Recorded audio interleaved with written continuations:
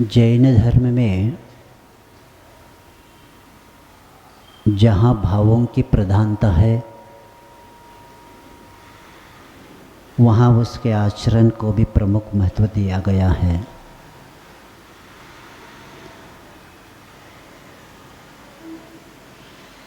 और उस जैन धर्म के सिद्धांत को 4 भागों में विभक्त किया गया है। प्रथमानुयोग, कर्णानुयोग, चरणानुयोग और द्रव्यानुयोग। तो 4 अनुयोग में जो चरणानुयोग होता है उसमें जीवों के आचार मार्ग का विधिवत कथन किया हुआ रहता है।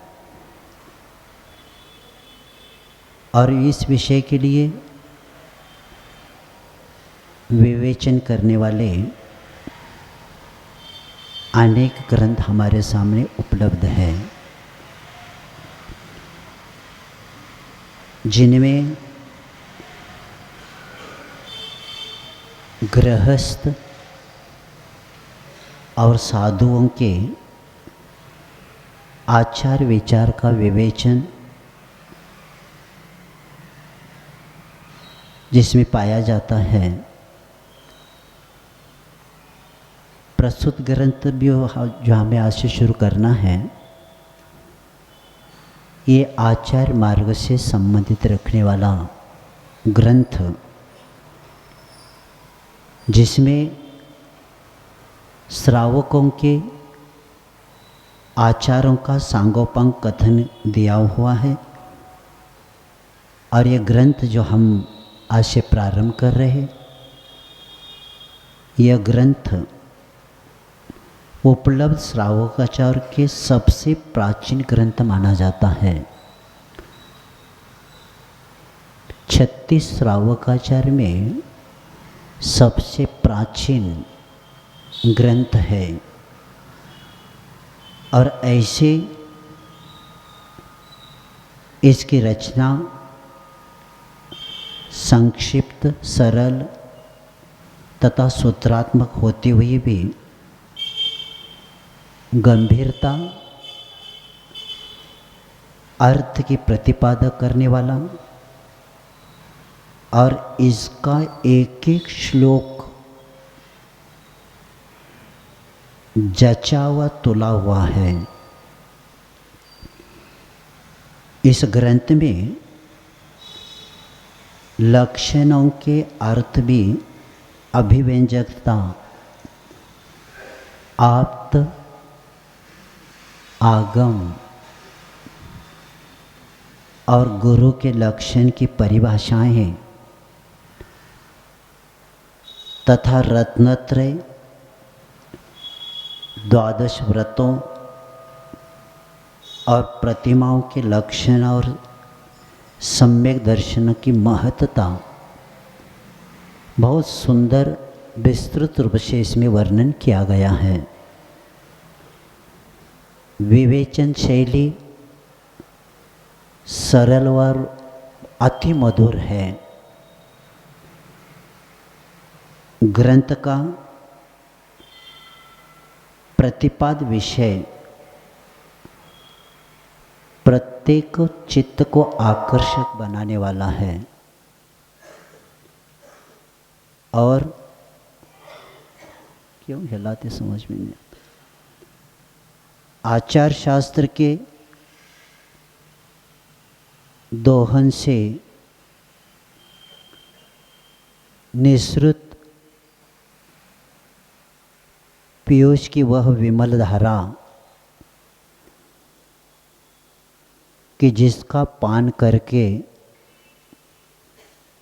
जीव मिथ्यात्व रूप के विष का वमन नियम से कर लेता है। क्योंकि अनादिकाल का दुख का कारण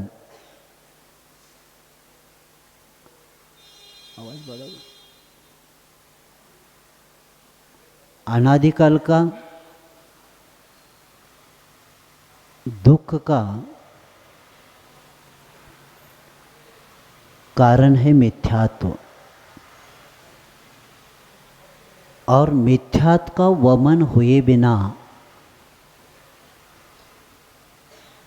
सम्यक दर्शन की प्राप्ति नहीं होती। जैन धर्म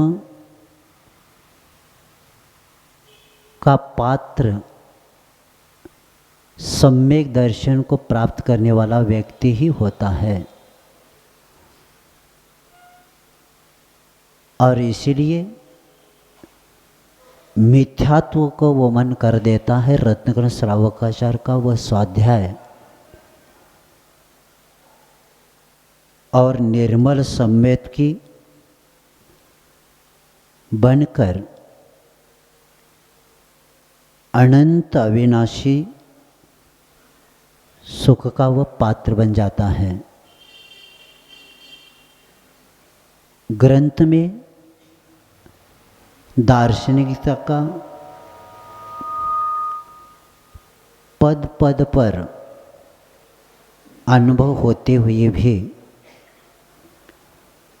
उसमें जैसे दार्शनिक ग्रंथों में जैसे जटिलता रहती है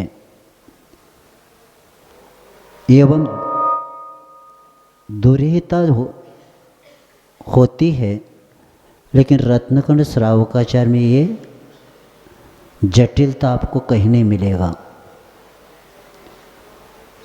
और न कहीं विचारों की कहीं संकीर्णता को स्थान नहीं प्राप्त होता।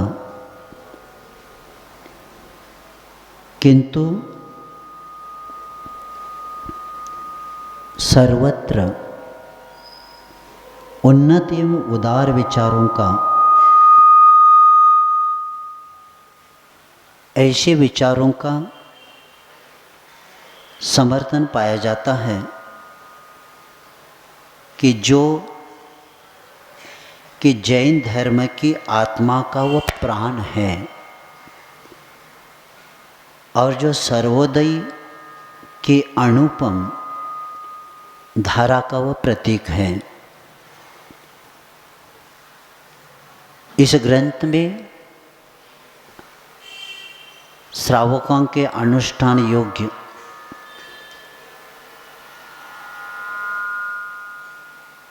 धर्म का जो वर्णन किया है वह हृदयग्राही है, समीचीन है, मूल्यपरक है और प्रामाणिक है। इसमें जो गृहस्थ को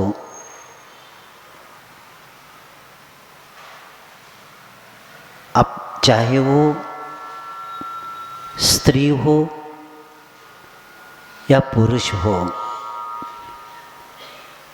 अवश्य इस ग्रंथ का अच्छे प्रकार से जब अध्ययन और मनन करना चाहिए। इसके अनुकूल निसंदेह वह करेगा तो कल्याण का कर्ता नियम से बनेगा और अपने आत्मा को बहुत कुछ उन्नत तथा स्वाधीन बनाने में समर्थ हो जाएगा। ग्रंथ की भाषा भी मधुर और प्रौढ़ है और अर्थ गौरव को लिए हुआ है। सचमुच ही यह ग्रंथ धर्म रत्नों का एक पिटारा है और इस ग्रंथ से रत्नकण श्रावकाचार्य के द्वारा जीने की कला हमें प्राप्त हो जाती है। जब तक जीवन और जीवन का रहस्य ज्ञात नहीं होता, तब तक जीने की कला नहीं आ सकती। जीव क्या होता है, जीवन क्या होता है और जीवन का रहस्य क्या है, ये जब ज्ञात हो जाता है तब ही व्यक्ति जीने की कला सीख सकता है।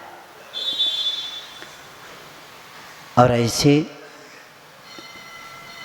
ये छोटा सा ग्रंथ है लेकिन बहुत महत्वपूर्ण है। जिस तरह वकील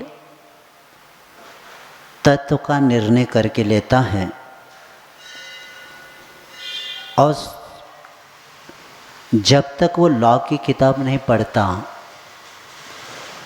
तब तक निर्णय नहीं कर सकता, उसी तरह गृहस्थ रत्नकण श्रावकाचार्य को स्वाध्याय किए बिना जीने की कला तत्व उसके पास नहीं आ सकता।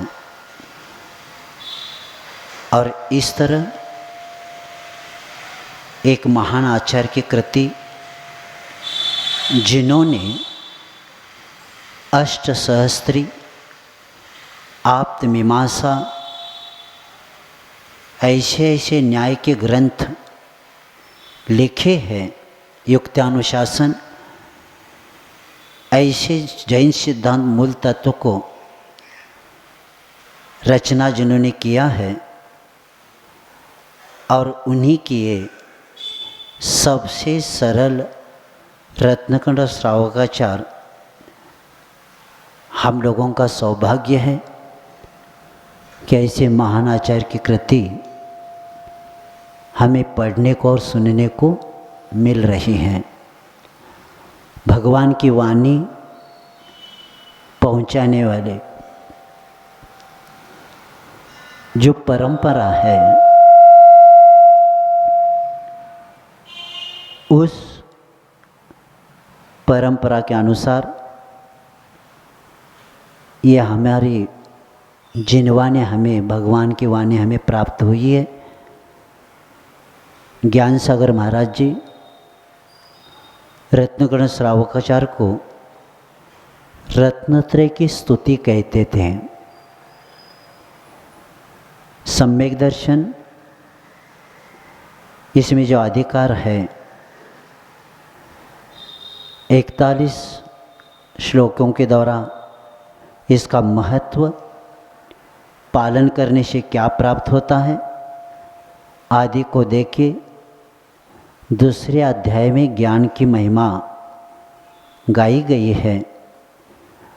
और जिनवाणी के जो 4 अनुयोग है उसके अच्छी तरह से पारिभाषिक कार्य का श्लोक देके आचार्य संबद्धबद्ध महाराज ने बहुत बड़ा उपकार किया है। क्योंकि प्रथमानुयोग हम बोलते हैं, लेकिन प्रथमानुयोग किसको कहते हैं? तो चारों अनुयोग के लिए 4 श्लोक देके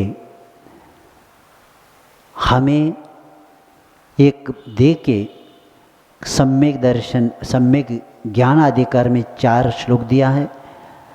और अवशिष्ट जितने आगे है वो चारित्र के बारे में पूरा अनुव्रत के रूप में वर्णन, 11 प्रतिमा, और उसके बाद संलेखना का विषय पूरे निष्कर्ष रूप में दिया है। और ऐसे रत्नकण श्रावकाचार्य इसको समीचीन शास्त्र रूप में भी माना जाता है। तो रत्न करंड श्रावकाचार्य, रत्न करंडाने पिटारा होता है।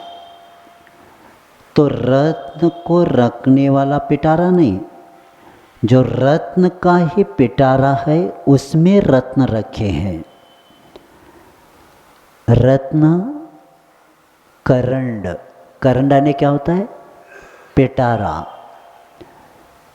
तो वह रत्न यानी जिसमें रत्न रखने वाला पिटारा भी रत्न का है और उसमें 3 रत्न सम्यक दर्शन, सम्यक ज्ञान और सम्यक चारित्र। यानी जिसमें सम्यक दर्शन ज्ञान चारित्र रूपी रत्न को रखा है, ऐसे रत्न करंड और जो तत्व का मर्म सरल रूप से दे दिया है, सर्वज्ञ की व्याख्या बहुत अच्छी तरह से दिया है और इसको जो ग्रंथ में समंतभद्र महाराज कहते हैं कि श्रद्धा पहला आपके पास होना चाहिए, क्योंकि श्रद्धा भक्ति के साथ पढ़कर इसको जीवन में उतारने की कोशिश हमें करना है। और 8 अंगों का वर्णन भी बहुत अच्छा दिया है। प्रथमान युग की कहानियाँ भी दिया है। 8 अंग, 5 पाप, अनुव्रत, उसमें लगे हुए दोष और दिग्व्रत, शिक्षाव्रत, गुणव्रत आदि के इसमें बताकर आचार्य महाराज जी ने उसमें जो जो उदाहरण दिया है प्राय करके मनुष्यों को तिर्यंचों का उदाहरण दिया है। जो भी आपको कहानी मिलेगी तिर्यंचों को इसलिए दिया है क्योंकि उलझे हुए मनुष्य के लिए सुलझे हुए पशुओं का ही उदाहरण दिया जाता है, उसके बिना वो समझता नहीं। क्योंकि कई लोग कहते पूजा का समय नहीं, तो समंतभद्र महाराज जी ने किसी सेठ जी का नाम नहीं दिया, एक मेंढक का उदाहरण दिया। एक मेंढक भी रत्नकर्ण श्रावकाचार्य में रखा और उलझे हुए श्रावक को बताया। सुलझा हुआ पशु पूजन का संकल्प कर सकता है पूर्व भाव का संस्कार के कारण, और वह मेंढक जाति स्मरण होने के बाद विपुलाचल पर्वत की ओर जा रहा है और संकल्प किया लेकिन कार्य पूर्ण नहीं हुआ, तो भी उसको फल मिला और देवगति चला गया। तो इसीलिए उलझे हुए श्रावकों के लिए, श्रावक कहना ठीक नहीं, मनुष्यों के लिए तो गड़बड़ हो जाएगा। गृहस्थ अलग होता है, श्रावक अलग होता है और मनुष्य अलग होता है, ये भी बताना पड़ेगा। मनुष्य ने सामान्य, गृहस्थ ने चतुर्थ गुणस्थान को जिन्होंने प्राप्त किया वो श्रावक। गृहस्थ होता है अविरत सम्यक दृष्टि, और श्रावक कौन होता है? जिन्होंने प्रतिमा को धारण किया वह श्रावक होता है। श्रावकों की 11 प्रतिमा होती है, गृहस्थ की प्रतिमा नहीं होती, इसलिए सावधान हो जाना। मैं बताना चाहता हूँ आपको जितना हमारा चातुर्मास का समय बचा है उसमें से 1 घंटा आपको देना ही पड़ेगा। 8 से 9 मैं बताना चाहता हूँ, मैं आपकी गारंटी मैं लेना चाहता हूँ। आप इसका स्वाध्याय करेंगे तो नियम से आपका संसार कम ही रहेगा, क्योंकि श्रावक गृहस्थ होते हुए श्रावकाचार पढ़ा नहीं। अभी समय सार की बात करता है, श्रावकाचार में फेल है। किसकी चर्चा करता है? शुद्ध आत्मा की चर्चा करता है और षट क्रिया करता नहीं, गुणस्थान की बात करता नहीं। आचार्य कहते गुणस्थान के बिना पद का ज्ञान नहीं होता। कई लोगों की मान्यता है गुणस्थान ही विकल्प करने का कारण है। उनको याद रखना चाहिए कि हमारे आचार्यों ने गुणस्थान के अनुसार ही पद होता है ऐसा बताया है, और पद जिस गुणस्थान में व्यक्ति उसके अनुसार ही उसके परिणाम रहेंगे। चतुर्थ गुणस्थान में रहने वाला अविरत सम्य दृष्टि के कभी भी सोच संवेदन नहीं हो सकता, क्योंकि वर्तमान का सोच संवेदन होता है वह न मुनियों का वो संवेदन कर सकता है, न अरिहंत का कर सकता है, शुद्धों का कोई स्वप्न भी नहीं। इसीलिए जब तक श्रावकाचार नहीं पढ़ता तब तक समय सार का पात्र नहीं बनता। जब श्रावकाचार में फेल है तो आगे की चर्चा क्या करना। इसलिए खुद को विद्वान नहीं मानना, क्योंकि थर्मामीटर लगाते ही बुखार कितना है मालूम हो जाता है, और बुखार होते हुए भी कहेंगे मैं एक कहीं अंश में ठीक हूँ। आचार्य आयुर्वेद कहता है 98 जब तक बुखार नहीं होता तब तक आपका स्वास्थ्य ठीक है ही नहीं तो आप कहेंगे 102 बुखार था, 2 कम हो गया, 100 हो गया, मैं ठीक हो गया। 100 2 उतारने से 100 ठीक नहीं हुए आप, नहीं, उतने अंश में। कितने अंश में? 2 था, 102 तो 100 हो गया, तो उतने अंश में ठीक हुआ। आचार्य कहते 98 हुए बिना, आयुर्वेद कहता है तुम स्वस्थ है ही नहीं। तो उसी तरह यहाँ भी है आपकी विद्वत्ता, क्योंकि जैन धर्म में गुणस्थान ही विकास के सोपान हैं।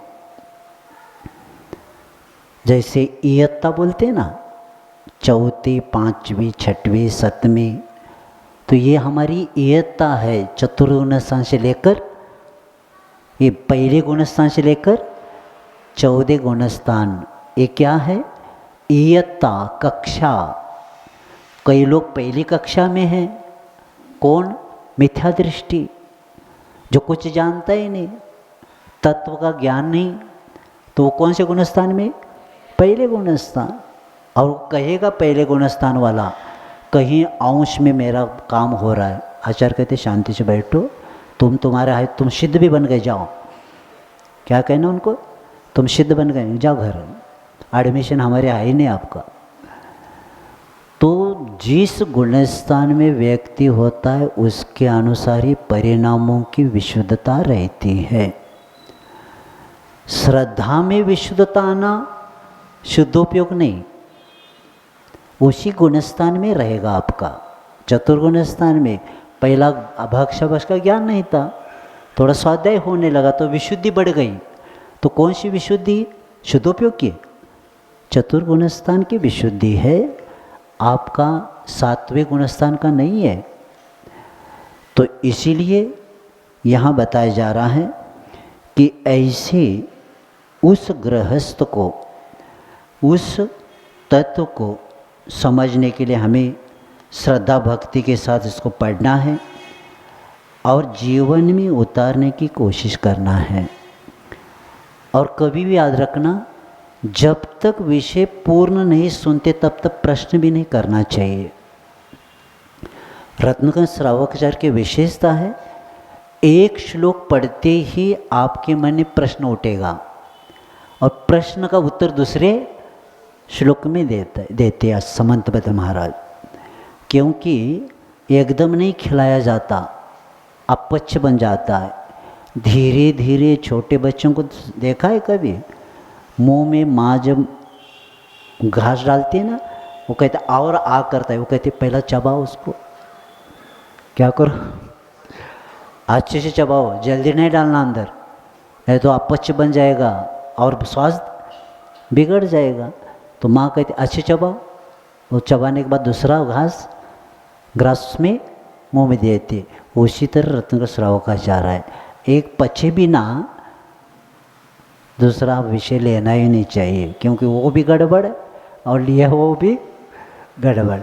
तो इस तरह इसको श्रद्धा के साथ, क्योंकि 8 अंकों का वर्णन नाम से ही दिया है और मनुष्यों को बहुत अच्छा आस्था के साथ इससे हमें पढ़ना है, क्योंकि रत्न हमें बाहर नहीं ढूंढा है, रत्न भीतर रखे हैं। रत्नाकर श्रावकाचार्य, ये तो शास्त्र हमारे सामने है, लेकिन रत्न हमें इसमें नहीं ढूंढना है। कहाँ ढूंढना है? रत्न कहाँ रखे? पिटारे में? हाँ बस, रत्न भीतर रखते हैं, लेकिन इसको खुले में रखेंगे तो काम नहीं होगा। तो इसलिए ऐसे रत्नाकर श्रावकाचार्य का प्रारंभ करेंगे। लेकिन प्रारंभ करने से पहले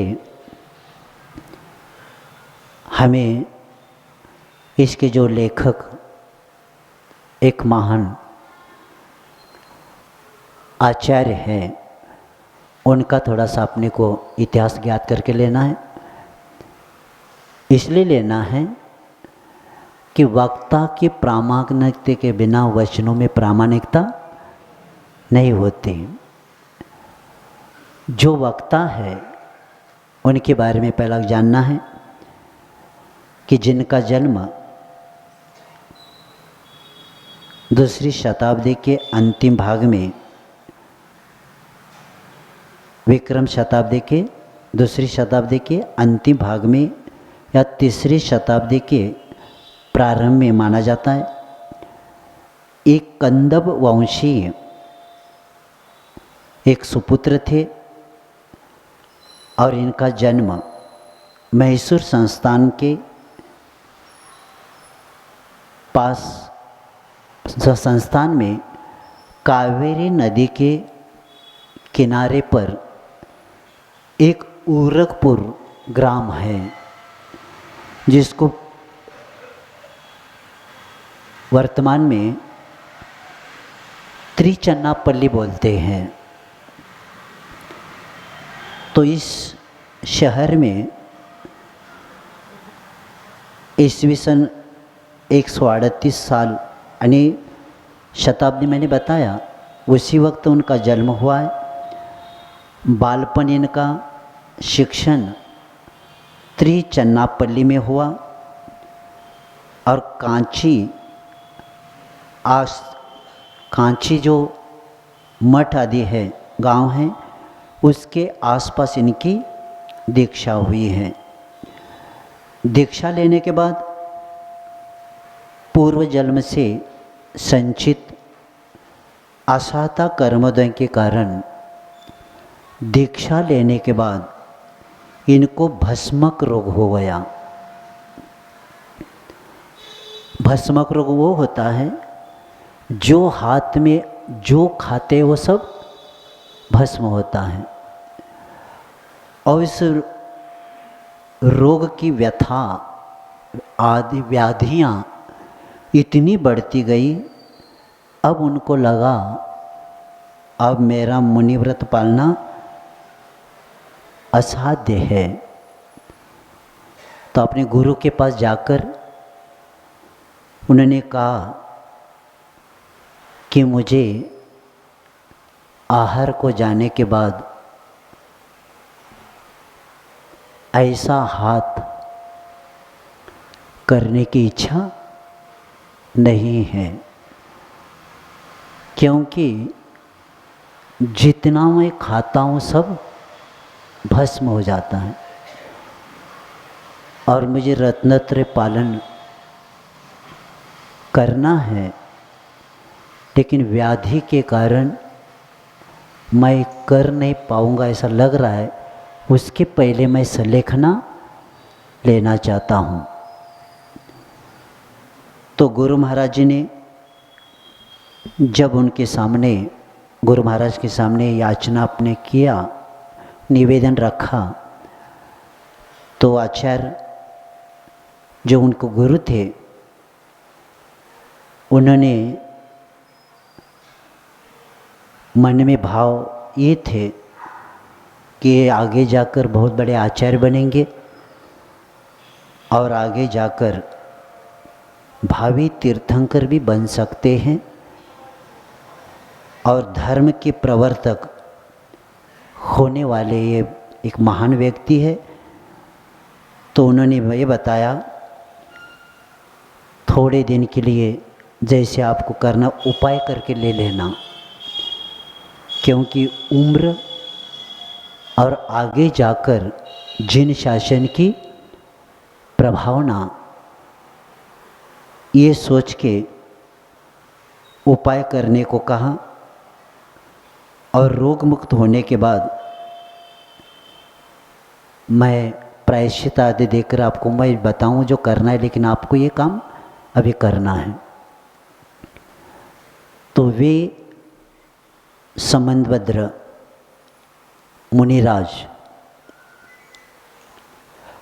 अलग अलग वेश को धारण करते हुए भारत में विहार करने लगे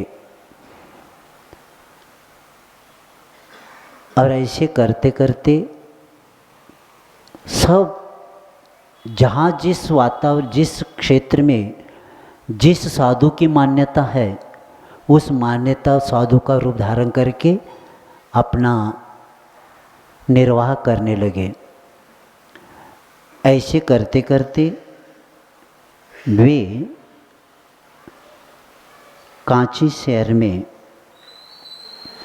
जो शिवकोटि राजा राज्य करता था, वह शैव अनुयायी था। तो वहाँ भी वे पहुँच गए और वहाँ जाने के बाद उन्होंने वहाँ देखा कि उस जो मंदिर था, उस मंदिर में बहुत लोग नैवेद्य लेके आ रहे थे और नैवेद्य खा के जा रहे थे। तो उन्होंने ये कहा, समंतभद्र जो साधु के रूप में, अन्य साधु के रूप में थे,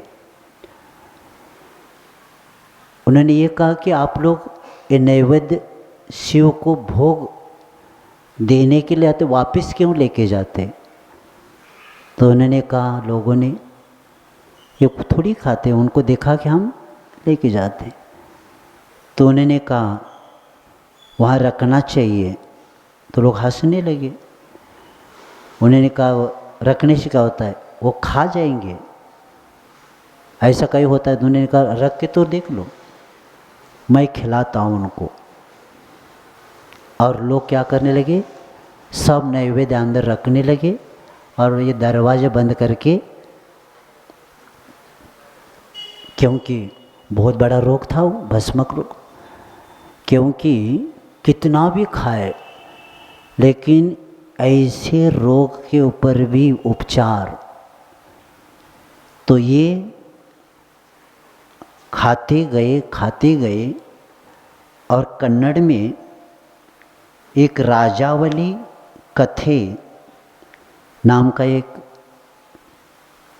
दक्षिण में किताब है, उसमें बताया है कि यह रोग 5वें दिन में शांत हो गया, क्योंकि इतना नैवेद्य आता था। तो क्या क्या उन्होंने लेते गए और वहाँ चढ़ाना तो अच्छे अच्छे पदार्थ चढ़ते थे, तो सब लोग और लाने लगे, क्योंकि जो भोग हम चढ़ाते वो खाने लगे।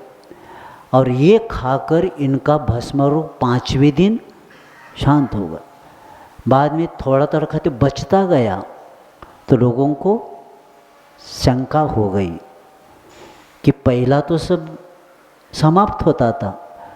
तब धीरे धीरे उनकी जब व्याधि शांत हो गई तो अंत में गुप्तचरों के द्वारा काशी नरेश को जब पता चला कि यह न शिव भक्त है, न शिव जी को भोग अर्पित करते, किंतु स्वयं ये खा जाते हैं, तो वे राजा आग बबूला होता हुआ समंतभद्र के सामने आया और उनसे कहा कि यथार्थता पूछने लगा।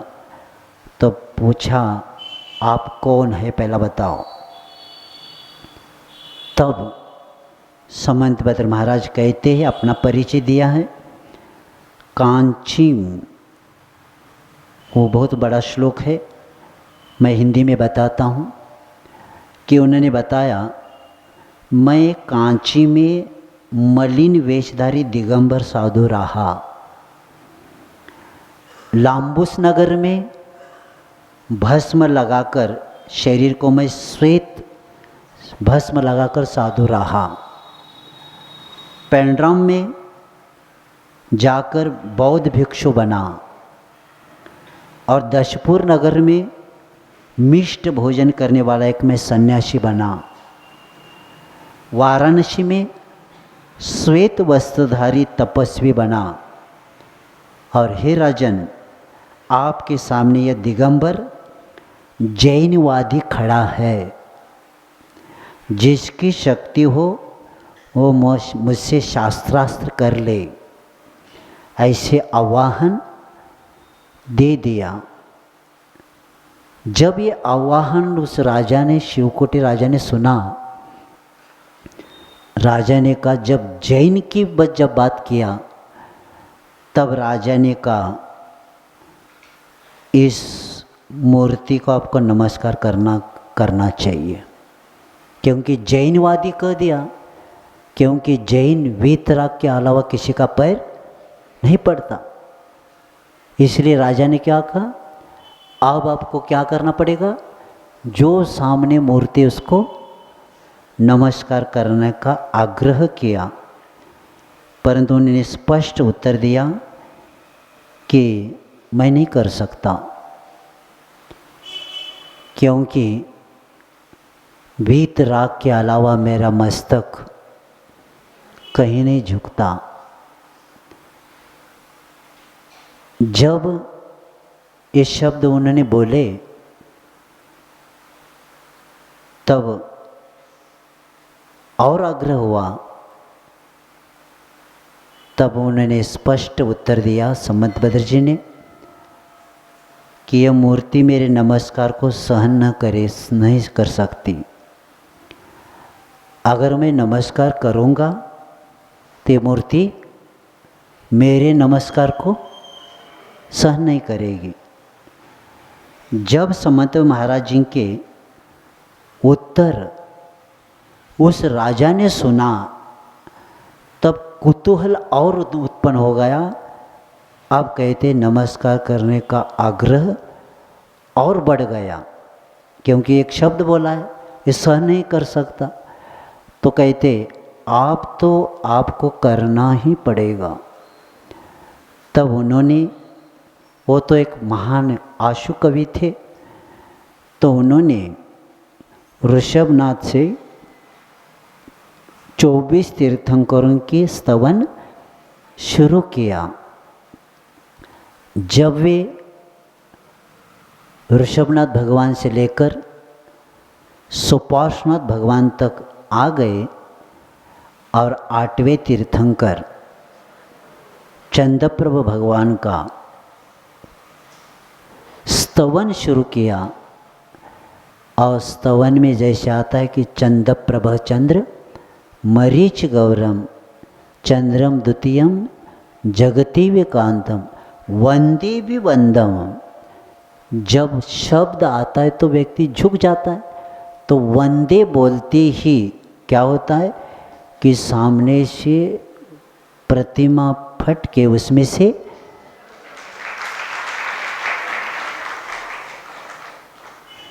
चंद्रप्रभु भगवान आ गए। और अभी भी उस मंदिर का नाम इसे फटे शब्द से ही अभी भी काशी में ये मंदिर मिलेगा। और उस मंदिर का नाम भी आगे का ना बोलना ठीक नहीं, फटे शब्द अभी भी उस मंदिर को दिया है। तो ऐसे वह चंद्रप्रभु भगवान की मूर्ति निकल पड़ी और स्तवन पूर्ण हुआ। और इस घटना से और इसीलिए इस स्तवन का नाम आज भी स्वयंभू स्तोत्र के नाम से प्रसिद्ध है। और हम भी सौभाग्यवान हैं कि आचार्य महाराज पूरे संघ के साधु हर रोज स्वयंभू स्तोत्र का पाठ हम सुबह करते ही हैं। क्योंकि आचार्य विद्यासागर जी कहते हैं चारों अनुयोगों का अध्ययन स्वयंभू स्तोत्र पढ़ने से हो जाता है। तो ऐसे स्वयंभू स्तोत्र की रचना स्वयंभू स्तोत्र के नाम में प्रसिद्ध है।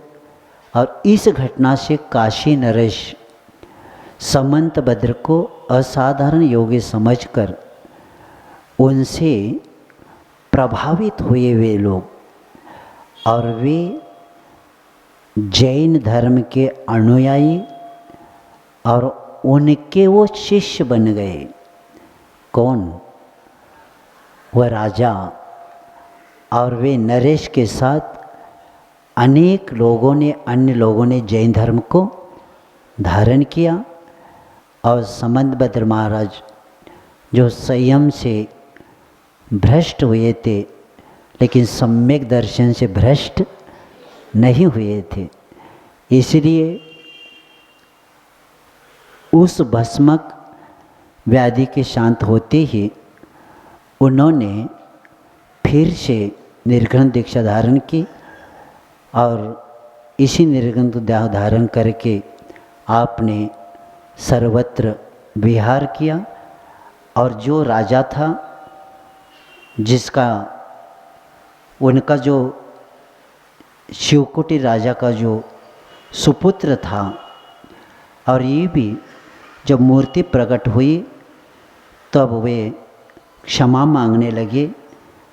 और उस राजा ने अपना पुत्र श्रीकंठ इसको राजकारभार सौंप के वह भी जिन दीक्षा लिया जो शिवकोटि कौन सी शास्त्र भगवती आराधना। आगे जाकर उन्होंने इसकी रचना उन्होंने भी किया है। ऐसे उस समंतभद्र महाराज जी के, क्योंकि भारतवर्ष में भावी तीर्थंकर होने वाले हैं तथा उनके चारण रिद्धि भी प्राप्त हुई थी, इसका उल्लेख कुछ जगह मिलता है कि श्री मूल संघ यो मुरदर भारते भावी तीर्थकृत देशे समंतभद्राख्यो मुनिर जियात प्रतिर्दिक। ऐसे भी उल्लेख शिलालेखों में मिलाता है। विक्रांत कौरव प्रशस्ति में ये मैंने जो भावी तीर्थंकर की बात बताई उसमें किया है। तो ऐसे महाराज जी के रत्नगण श्रावकाचार, तो इसमें प्रारंभ करने से पहले मंगलाचरण किया जाता है। क्योंकि कोई भी कार्य किया जाता है तो मंगलाचरण करने से क्या होता है मैं बताना चाहता हूँ। जो लोग थोड़ा सा लेट आते हैं, मैं बताना चाहता हूँ आप मंगलाचरण में मुख से बोलेंगे तो भी आपके कर्मों की निर्जरा होती है। क्योंकि शास्त्रों में लिखा है मंगलाचरण जो किया जाता है ग्रंथ के प्रारंभ में, इसके कारण क्या है। तो शास्त्रों में बताया है कि मंगलाचरण जो हम करते हैं, क्योंकि शास्त्र का प्रारंभ मंगलाचरण से होता है और मंगलाचरण इसलिए किया जाता है कि ग्रंथ की निर्विघ्न समाप्ति हो और शिष्टाचार का परिपालन। हम जब मंगलाचरण बोलते ना तो कहाँ से लेते हैं कि पहले से जितने तीर्थंकर हुए, आचार्य हुए, जो इनके द्वारा शास्त्रों की रचना किया, इनके प्रति क्या होता है, शिष्टाचार का परिपालन होता है। और इसके द्वारा मंगलाचरण हम जब करते तो नास्तिकता का परिहार हो जाता है। जो हमारे पास नास्तिकता है, कौन सी, भगवान किसने देखा है, धर्म क्या होता है, नरक किसने देखा है, ये स्वर्ग क्या होता है, ये सब थोतांड है। ये जो नास्तिकता है, ये नास्तिकता का क्या हो जाता है, परिहार हो जाता है। अगर कहेंगे आप ये भगवान की वाणी किसने बताया, तो दादा परदादा के घर में फोटो रहता है और नाती पूछता है ये किसका फोटो है पप्पा, तो कहता है मुझे दादाजी ने बताया था ये परदादाजी का फोटो है। अगर नाती कहेगा हमें विश्वास नहीं, क्या हो जाएगा। अगर नाती कहेगा पापा मुझे विश्वास नहीं परदादा है, अरे बेटा वो थे इसलिए तो मैं हूँ। अगर उस पर विश्वास नहीं तो मैं कहाँ से आता हूँ, इसलिए उस पर विश्वास रखो। उसी तरह ये भी ऐसा है। तो नास्तिकता का परिहार होना, नास्तिकता का परिहार हुए बिना धर्म प्रारंभ नहीं होता, क्योंकि प्रशम संवेग अनुकंपा आस्तिक सम्यक दृष्टि के बहिरंग लक्षण बताया है। प्रशम संवेग अनुकंपा और आस्तिक यानी आस्था पहला होना चाहिए, तब जाकर वह धर्म का सुनने का पात्र होता है। तो नास्तिकता का परिहार और पुण्य की प्राप्ति क्या हो जाती है, मंगलाचरण करने से भी पुण्य की प्राप्ति। मैं बताना चाहता हूँ कितने अनंत काल से तीर्थंकर आचार्य गंधर्व परमेष्ठी मुनिराज हो गए, उनको स्मरण करने का और वंदना करने का पुण्य मिलता है मंगलाचरण में। और ऐसे मंगलाचरण करने से पाप नाशक है, विघ्न विनाशक है, पुण्यदायक है। और ऐसे मंगलाचरण करते समय हमारे जो मन में परिणाम इतने पवित्र उज्ज्वल बन जाते हैं, शुद्ध बन जाते हैं, कोमल बन जाते हैं, तो जिनवानी सुनने के पात्र हम अच्छे से बन जाते हैं। यानी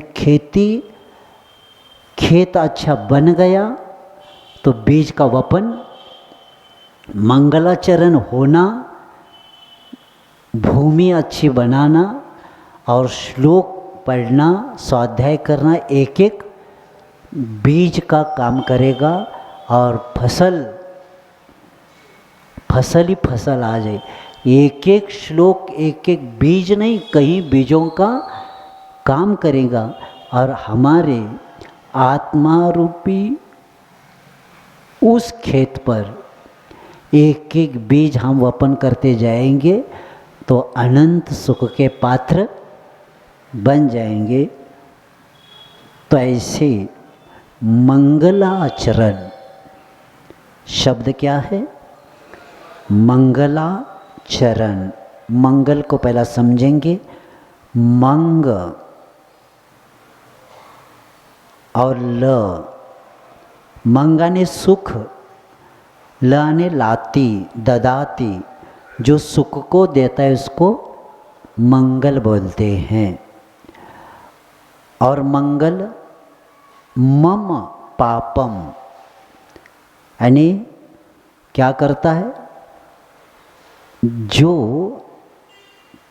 पापों को गलाता है यानी पापों को नष्ट करता है, उसको क्या बोलते? मंगल बोलते हैं। और ऐसे मंगल आचरण यानी जो हमें पाप का नाश करने वाला और सुखों को देने वाला जो आचरण है उसको क्या बोलते? मंगलाचरण।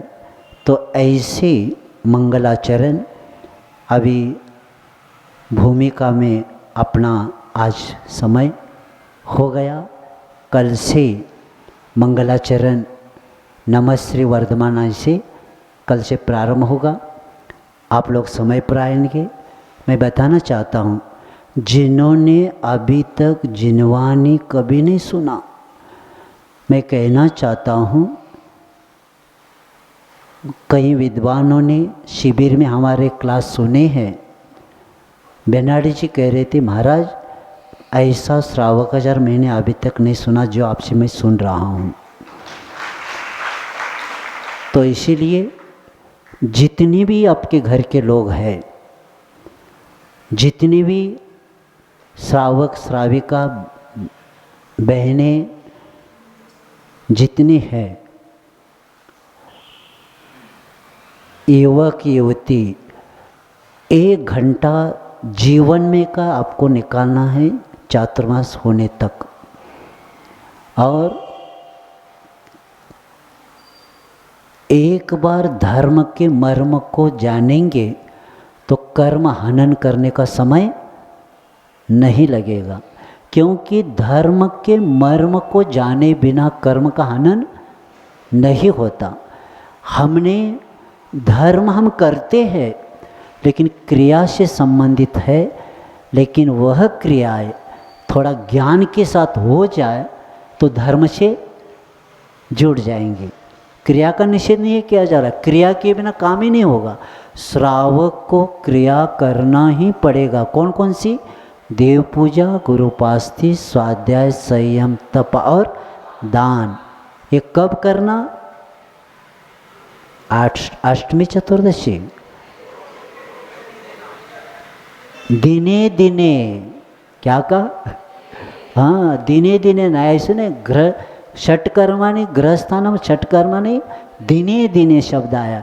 ऐसा नहीं कि अष्टमी चतुर्दशी को मैं देखता हूँ, मुझे बताना नहीं पड़ता आज क्या है, मंदिर में जाते पता पड़ता है आज कौन सा तो पर्व है, क्योंकि आज बहुत बड़ा उपकार करके आया है हमारे ऊपर।